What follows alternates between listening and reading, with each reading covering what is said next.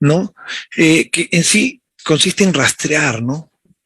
Identificar, ¿no? ¿Y qué dice la RAE en eso, no? Dice, pues es la posibilidad de identificar el origen y las diferentes etapas de un proceso de producción y distribución de bienes de consumo, ¿no? Lo dice la RAE, ¿no? Otra de sus definiciones es reflejo documental de la trazabilidad de un producto. ¿Qué dice nuestra ley, ¿no? El decreto legislativo número 1062 tiene en par de definiciones la definición de rastreabilidad, ¿no? Le dice rastreabilidad, rastreo de productos en la cadena alimentaria, ¿no? La cual es la capacidad de seguir el desplazamiento de un alimento a través de una o varias etapas específicas de su producción, transformación y distribución. Eh, en conclusión, hablar de trazabilidad es es prácticamente una sinonimia de decir rastreabilidad, ¿no? Porque al final es un tema de cómo se define la etapa de este momento, ¿no?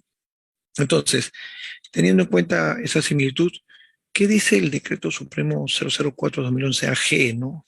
En su artículo 16 puntualmente, hace mención que para asegurar esta rastreabilidad en todas las etapas, ¿no? De producción y procesamiento primario. Incluimos también el tema de transporte, distribución y comercialización, ¿no? De los alimentos agropecuarios, primeros y piensos. Los usuarios del sistema, según correspondan, deberán implementar un plan interno de rastreabilidad según los lineamientos y plazos que establezca el SENASA, basado en el Códex Alimentarios. Entonces, el SENASA otorga asimismo un código de rastreabilidad. ¿Qué buscamos con esto? De que el, el procesador, el productor en la cadena de suministros que participe puede identificar su alimento a lo largo de esas etapas, ¿no? Vamos a ver el objetivo de por qué identificar, por qué saber esa información, ¿no? En la actualidad, el SENASA otorga un título habilitante denominado autorización sanitaria de establecimientos dedicados al procesamiento primario de alimentos agropecuarios y agropecuarios y piensos, ¿no? Eso es de acuerdo al artículo 33, ¿no?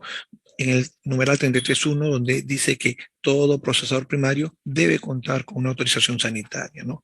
Y en la autorización sanitaria pues, se detalla el tipo de alimento que se está autorizando, asimismo las etapas por las que pasa, ¿no? Y como verán, en la parte inferior de la autorización, pues cuenta con una codificación, ¿no? Que nos ayuda a identificar el establecimiento autorizado, ¿no?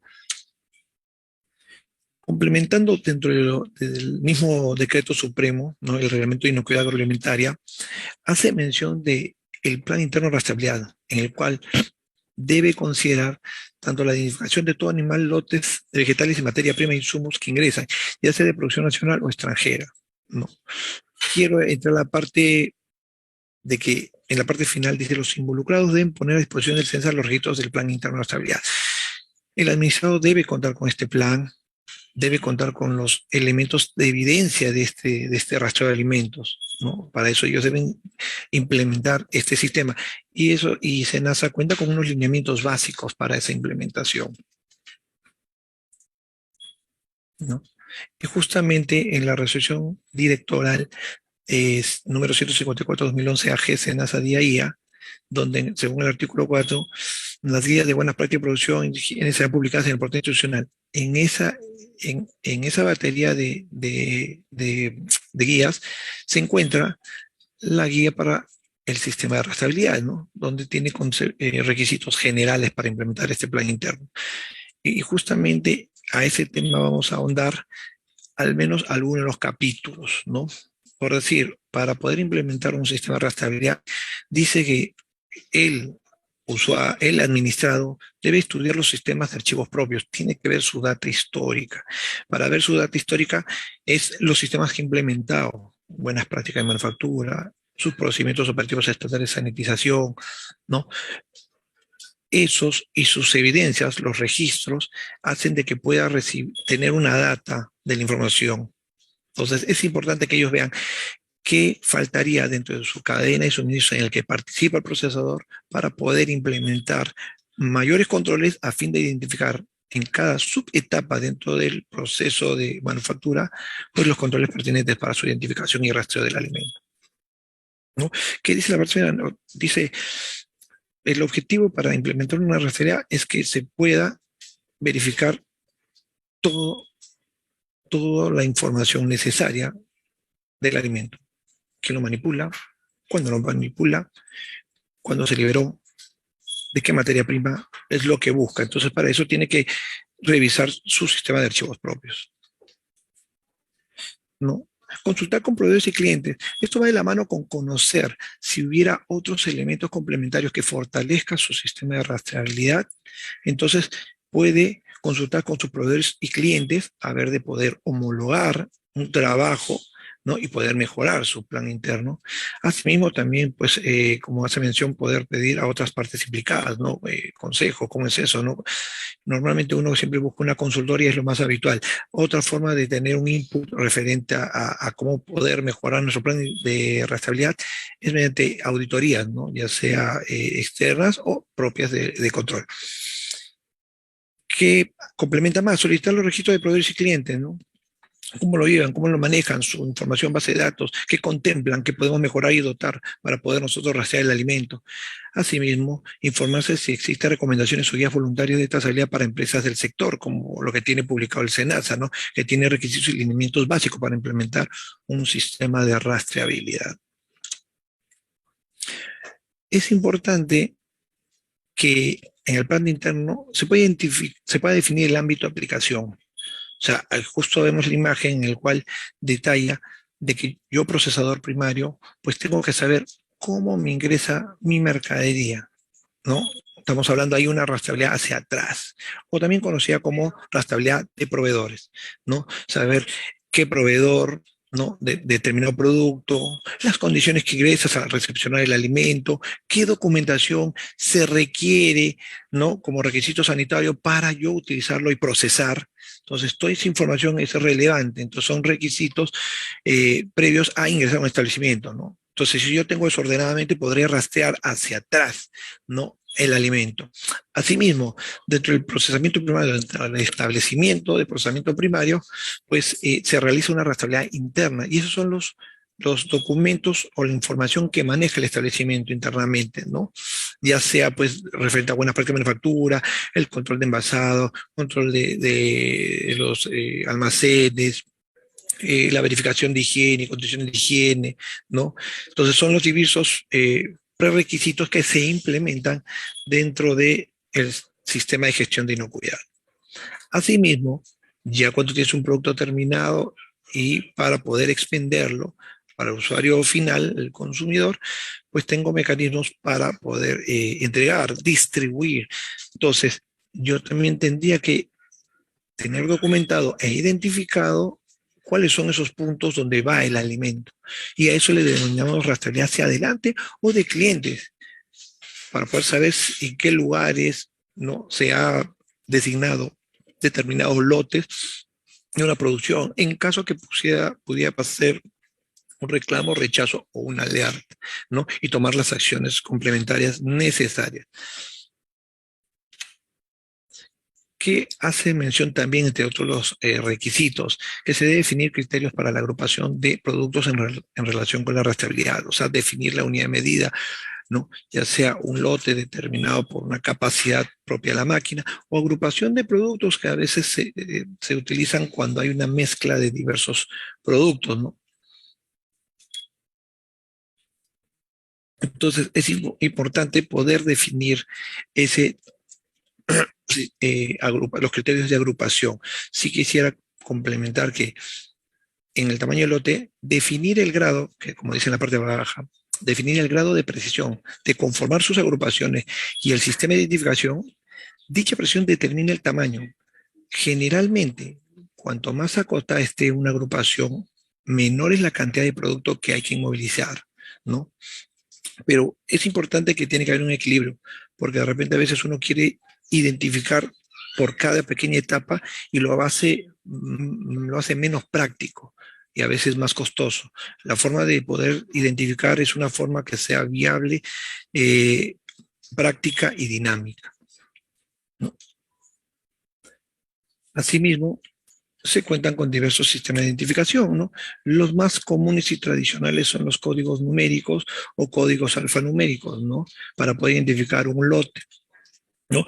También se puede utilizar tecnología de información. El comúnmente código de barras, bueno, en la imagen no se visualiza bien ahorita, pero el tradicional y común código de barras, también los códigos de respuesta rápido conocidos también como QR y muy poco utilizado en los productos alimenticios, ¿no? El tema del sistema de identificación por radiofrecuencia, ¿no?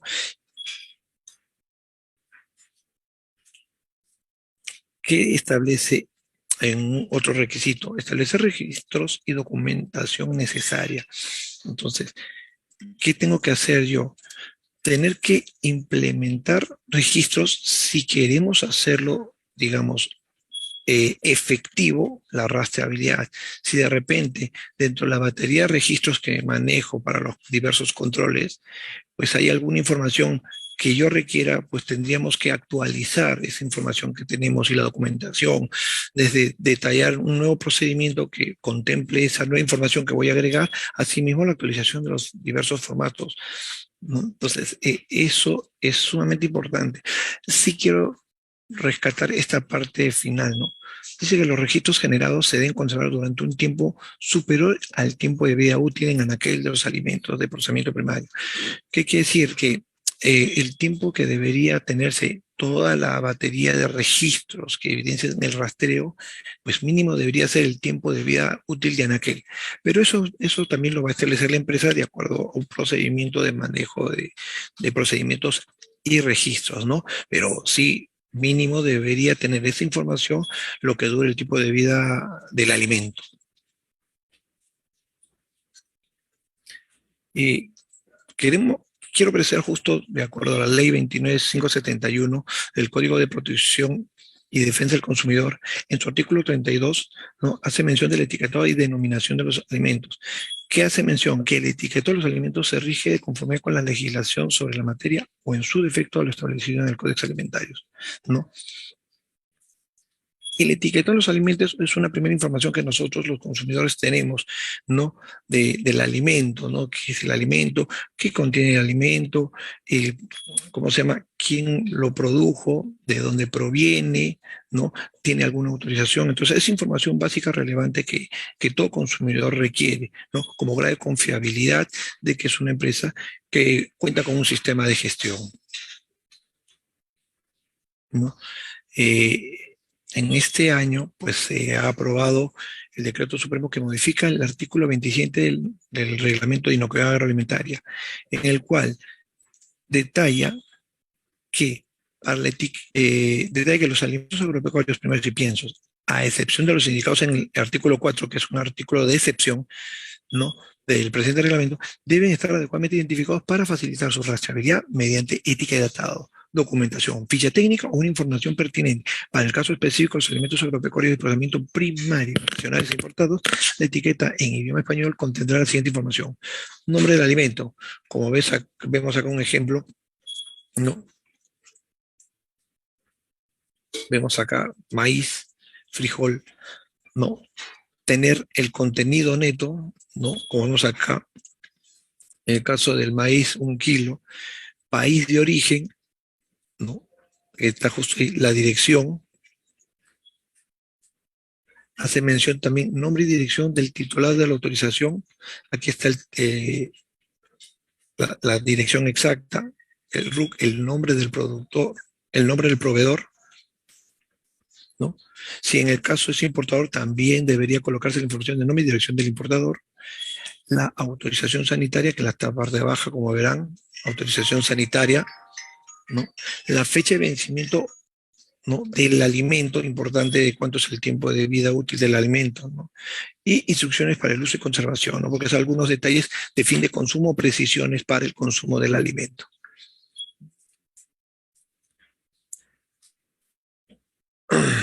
Establecer mecanismos de validación, verificación por parte de la empresa, ¿no? El, el plan de rastreabilidad, ¿no? Que debe incluir la descripción de las actividades de vigilancia, ¿no? De los controles que se realizan. ¿Quién es el responsable de realizar esta actividad? Asimismo, debe tener una determinada frecuencia. Pero ¿cuál es la idea de que funcione este sistema? Por eso se tiene que hacer esa validación y verificación, ¿no?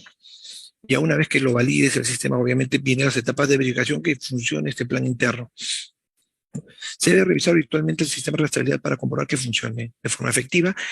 El sistema debe evaluarse teniendo en cuenta que debe haber una exactitud de la información almacenada. Asimismo, el tiempo de respuesta, que debe ser en lo mínimo posible, y tengamos en cuenta que como es un tema de un alimento de ingesta, pues si hubiera un caso de alerta, pues la información debe ser sumamente rápida para evitar algún peligro, ¿no? De contaminación, de infección u otro. Entonces es importante el tiempo de respuesta, no solo ser efectivo, sino ser eficiente. Sí se hace mención que para poder eh, dinamizar el procedimiento, una forma de verificar que funcione es mediante simulacros que pueda hacer la empresa, ¿no?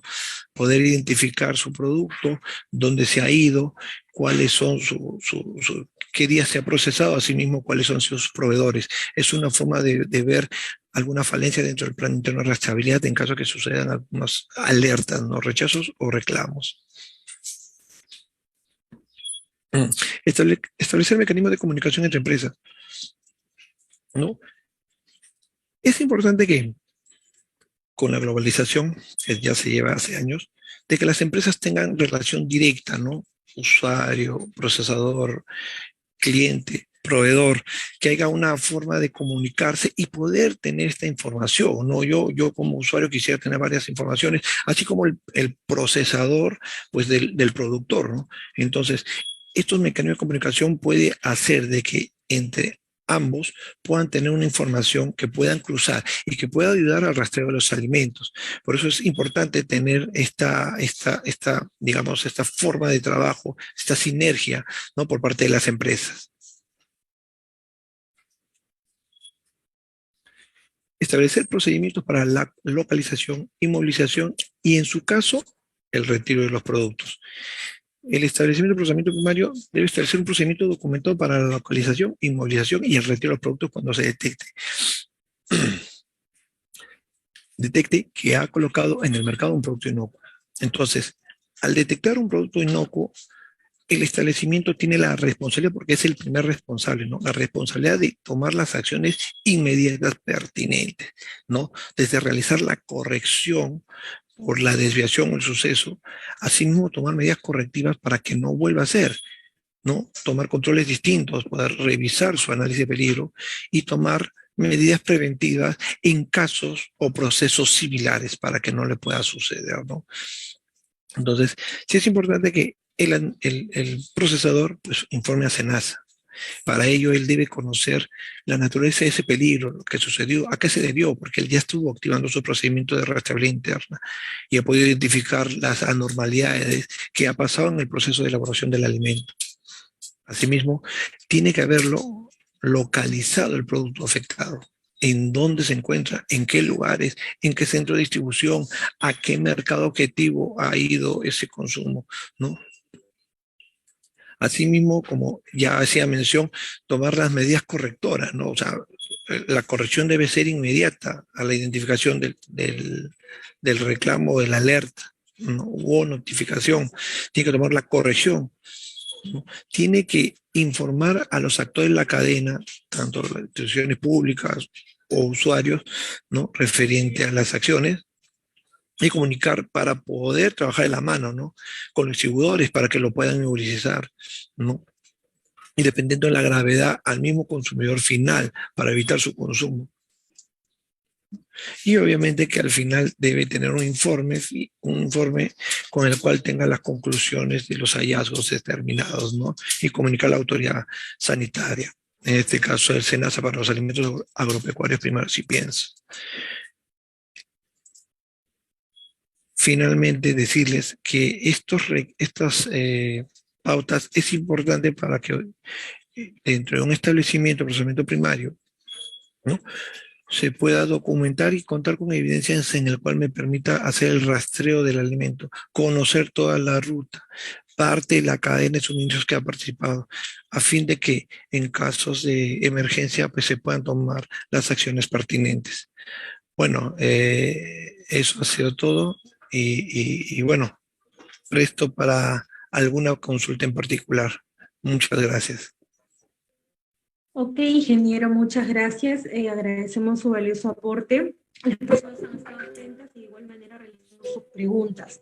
Bien, ahora vamos a hacer las preguntas. La primera pregunta es, ¿quién está autorizado para realizar la rastreabilidad o trazabilidad de alimentos?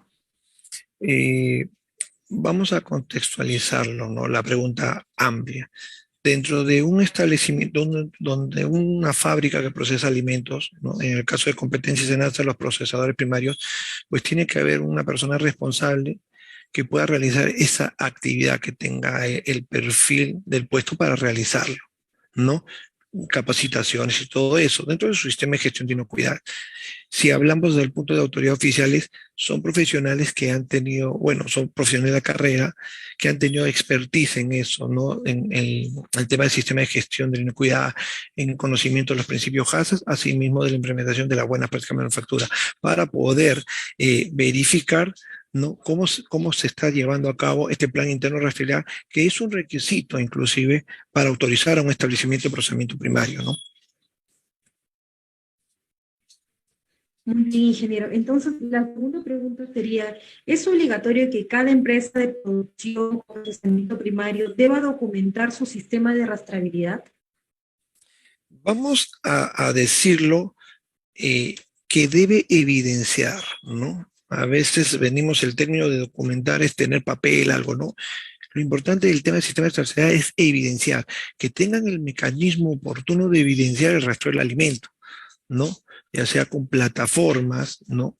Muchas diversas plataformas, documentos, registros en físico, pero eso lo tiene que evaluar la misma empresa de acuerdo a alguna política que tenga. Pero lo que sí se busca es que haya evidencias del rastro del alimento, ¿no? Que él me evidencie quién lo ha producido, de dónde ha venido, bajo qué forma se ha producido, control de envasado y las diversas etapas en el cual pueda suceder alguna anomalía y presentarse un desperfecto, un producto no conforme. Muy bien. La siguiente consulta es, ¿qué tipo de alimentos rastrea SENASA? El ámbito de aplicación del SENASA son todos los alimentos agropecuarios primarios y piensos. Son aquellos alimentos que, digamos, no han pasado por un proceso de transformación, ¿no? A eso le llamamos procesamiento primario, que digamos que no cambia la naturaleza del alimento, como un plátano pelado, molidos de los granos andinos, ¿no? Que no hay una transformación, como el caso, un ejemplo, del aceite, del vino, de una mermelada, ¿no? Entonces, nosotros, SENA, sabemos como competencia todo alimento que ha sido procesado de forma primaria. Muy bien, muchas gracias, ingeniero. Vamos con la última pregunta y va relacionado a la celebración de hoy, 7 de junio, y dice, ¿cuán importante es la rastreabilidad de los alimentos o qué nos garantiza, para que nos garantice que el alimento sea inocuo?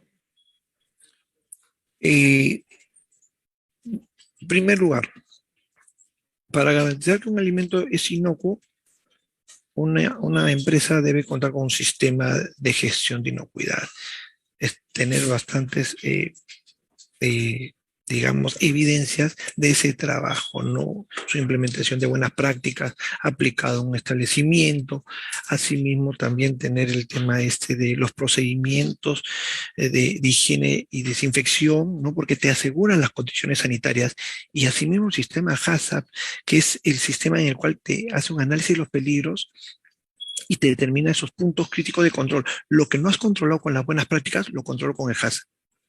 Entonces, todo ese sistema me asegura, ¿no? De una otra manera, me asegura que el alimento va a salir inocuo, ¿no?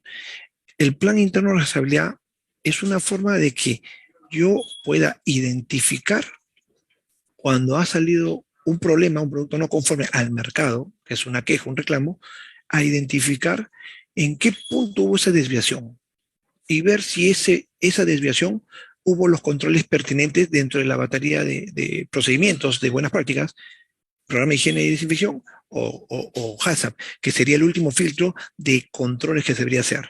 El sistema de rastreabilidad ayuda a identificar esas etapas, ¿no? Y se complementa con otros procedimientos, ¿no? Entonces, para acciones correctivas, procedimientos de retiro de mercados, entre otros. Entonces, es parte de la batería de procedimientos prerequisitos dentro de un sistema de gestión de la inocuidad, ¿no? Para asegurar la inocuidad en el alimento. Ok, muchas gracias, ingeniero. Y por último, yo creo que la responsabilidad es compartida, no solamente del SENASA, que forma un rol importante, sino también del consumidor, del productor. Es una cadena que conformada por muchos actores. Definitivamente, si tenemos órdenes de responsabilidad, siempre hay que tener en cuenta que el primer responsable es el procesador, que es el que manipula el alimento, que él debe tener claro cómo debo hacerlo, porque una cualidad inherente del alimento es el inocuo. El alimento es el inocuo. Entonces nosotros tenemos que mantener esa condición durante su procesamiento. El segundo responsable somos las autoridades sanitarias competentes, porque tenemos que tener los mecanismos de vigilancia y control, ¿no? Dentro de un marco normativo, ¿no? Para poder hacer ese seguimiento y que realmente cumplan con lo establecido. Y el consumidor es el tercer responsable porque es él el que exigiría, ¿no? El cumplimiento de esto, pero siempre y cuando esté empoderado, conozca de estas condiciones, ¿no? Entonces es como que un triunvirato necesario dentro del sistema mejor dicho, dentro del tema de inocuidad a lo largo de la cadena de suministros. Ok, muchas gracias, ingeniero. Agradecemos su participación. Espero que todas las personas que nos han escuchado hayan quedado satisfechas con sus preguntas, con las respuestas.